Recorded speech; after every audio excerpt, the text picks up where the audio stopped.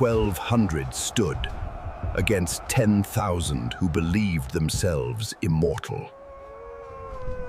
They knew the storm was coming, and they did not move. Across the field, the empire of 1,000 cities prepared to swallow them whole. But one man, a king, chose to stand at the gate. No banners, no promises, only resolve. They formed not a wall of stone, Kaya, but of men who refused to yield.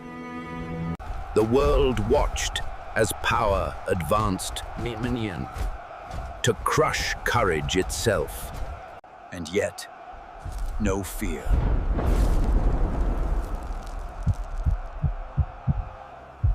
When Xerxes marched upon Greece, few believed the small city-states could resist the empire that spanned from India to Egypt.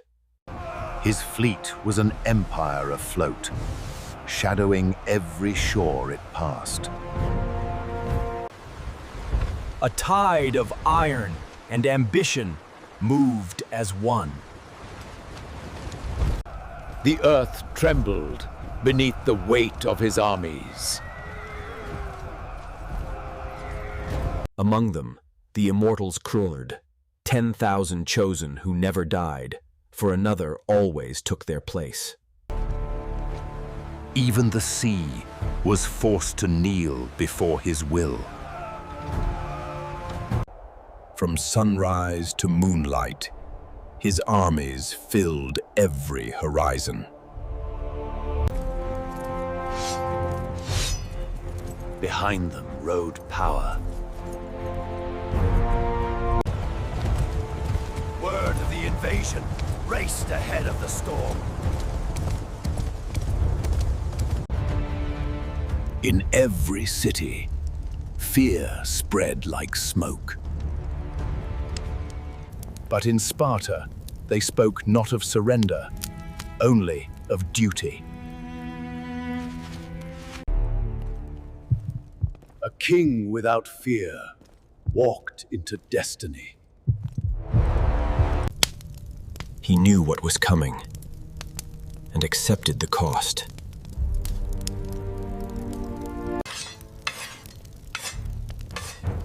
Steel was readied. Hearts were steady. From Sparta, the march began. Not for conquest, but remembrance. Here, at the hot gates, the might of Persia would mean nothing. Only courage would decide the day. The hot gates, a wound of earth, narrow enough for courage to stand against an empire. Leonidas chose this place, where numbers meant nothing, and resolve meant everything. They built, not for retreat, perfect onion, but for remembrance. With earth and iron, he turned a narrow pass into a fortress. They sealed themselves inside a wall of flesh and faith. Each man anointed himself not for glory, but for death well met. Every blade whispered of what...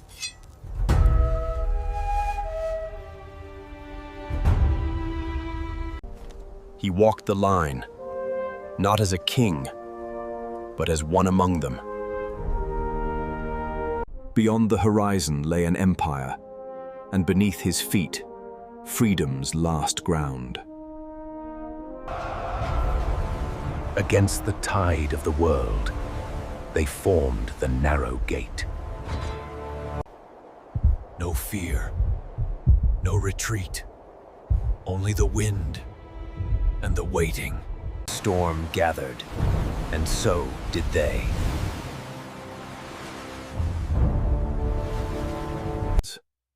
They did not pray for victory, but only for the chance to fight. At the narrow gate, destiny waited. Wave after wave, the Persians came and broke upon the wall of shields. Each man a fortress.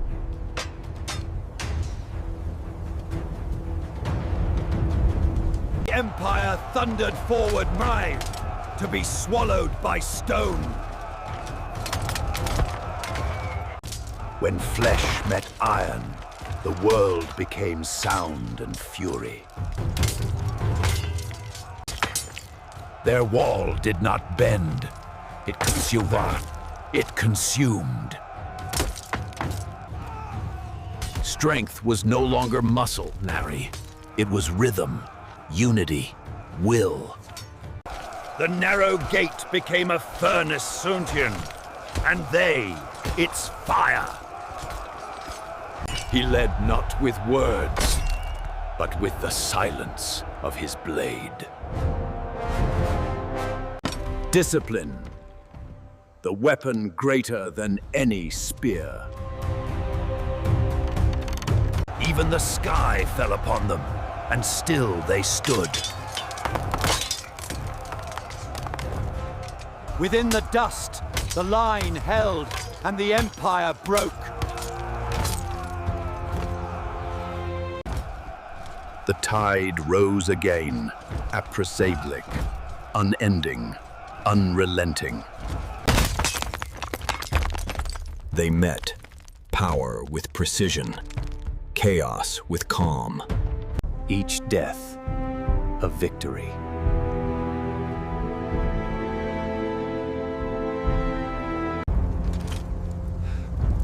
Their bug, but their bodies broke.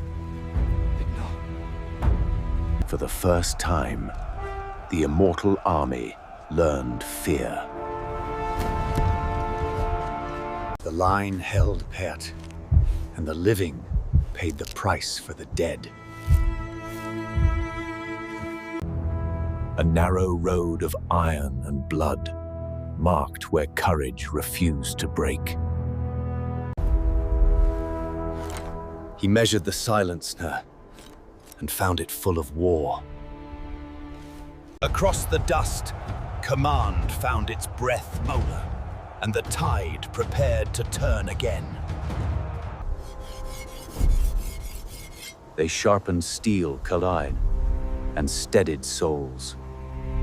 First blood had spoken, and the gate still stood.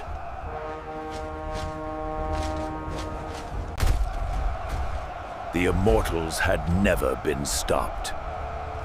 Until this day. They wore the faces of gods, Shiva, and marched. He answered silence with order. He turned flesh into geometry, discipline into armor. Darkness moved forward, not like men, but like inevitability.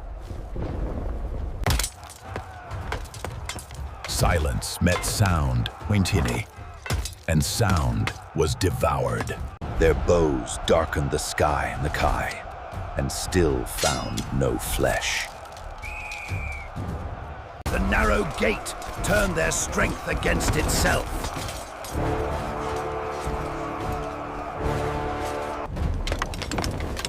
Precision defied numbers.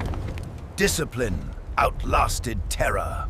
The living envied the dead, and the dead became legends. Precision met panic, and the gods turned their faces away. In the heart of the storm, one man stood, and time obeyed him. They moved, not as men left lying, but as thunder given form. Symbols fell first to me, long before men understood they had lost. They buried arrogance beneath iron and dust. The immortals met mortality, and the pass became their tomb.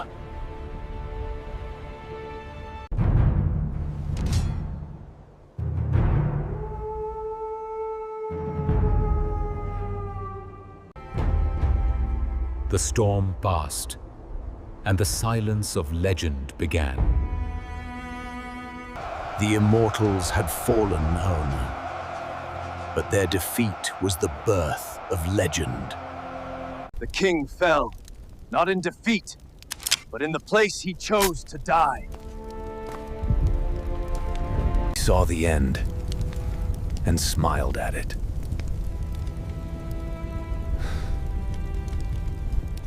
Around their king they stood, not to protect him, but to share his fate.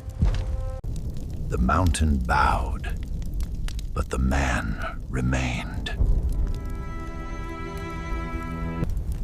He carried no shield now, Valiant, only the weight of what must endure. He stole no prayer, Stipt, only a name, his home. The king fell, not to fear, but to fulfillment. They did not mourn. They became his monument. Freedom was not a word. It was a wall, built by flesh and will.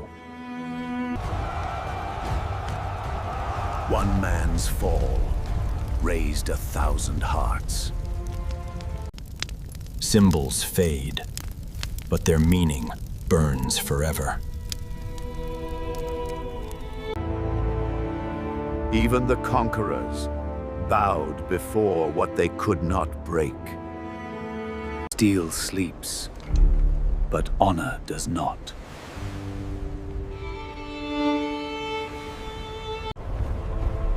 The sky itself kept watch in reverence, not pity.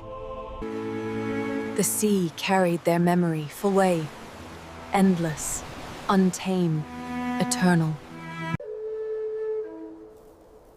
Even ashes remember the hands that dreamed.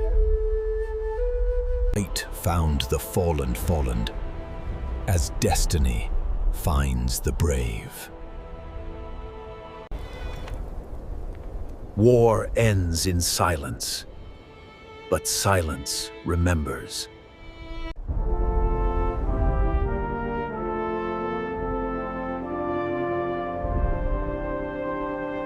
"300 men, one wall of freedom. The ages will remember." When dawn returned, it found silence, but not defeat. In every child's heartbeat, the echo of Thermopylae endured.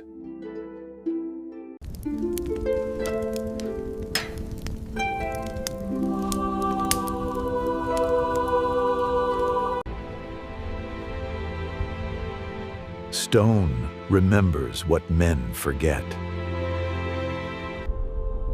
He still looks east, Anon, where courage was tested.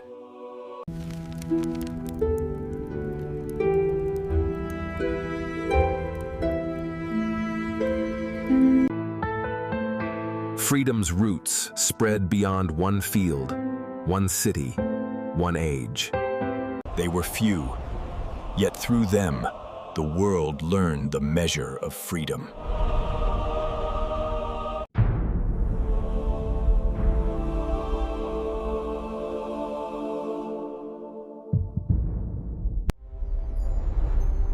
At the hot gates, freedom was tested and found worthy.